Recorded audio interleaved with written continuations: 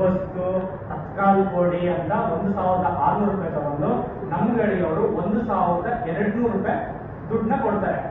ಇದೇ ಫೈಲ್ ನಾವೇನಾದ್ರು ಫೀಲ್ಡಿಗೆ ಹೋದಾಗ ಈ ಫೈಲ್ ಏನಾದ್ರು ಕ್ಲೋಸ್ ಆದ್ರೆ 360 ರೂಪಾಯಿ ಕೊಡ್ತಾರೆ. ಅದೇ ಏನಾದ್ರು ಕೇಸಲ್ಲಿ ಡಿಸ್ಪ್ಯೂಟ್ ಆಯ್ತಂದ್ರೆ 1 ರೂಪಾಯಿನೂ ನಮ್ಗೆ ಬರಲ್ಲ.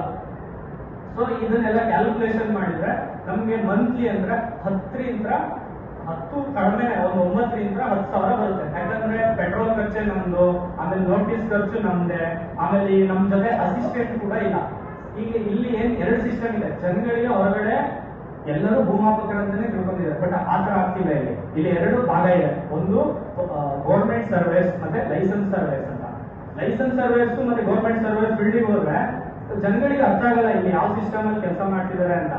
ಇಲ್ಲಿ ಯಾವ ತರ ಧೋರಣೆ ಆಗ್ತಿದೆ ಅಂದ್ರೆ ನಮ್ಗಳ ಹೆಸರಲ್ಲಿ ನಾವು ಹೋರಾಟ ಮಾಡ್ತಿದ್ದಾರೆ, ಆದ್ರೆ ಇದನ್ನ ಡಿವೈಡ್ ಅಂಡ್ ರೂಲ್ ಮಾಡ್ತಿದ್ದಾರೆ. ಅಂದ್ರೆ ನಮ್ಮಲ್ಲಿ ಬ್ಯಾಚ್ ವೈಸ್ ಗಳು ರಿಕ್ರೂಟ್ಮೆಂಟ್ ಆಗಿರುತ್ತೆ. ಹೇಗೆ ಅಂದ್ರೆ 2002ರಿಂದ ಹಿಡಿದು ಈಗ 2025ವರೆಗೆ 6,000 ಎಲೆಕ್ಟ್ಗಳು ಆಗಿರುತ್ತೆ.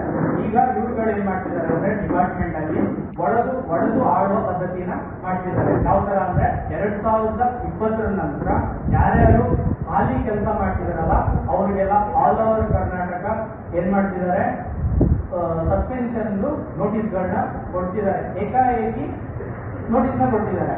ಇವುಗಳು ಯಾವ ತರ ಅಂದ್ರೆ ಈಗ ನಾವು ಸ್ಟ್ರೈಕ್ ಸ್ಟಾರ್ಟ್ ಆಗಿ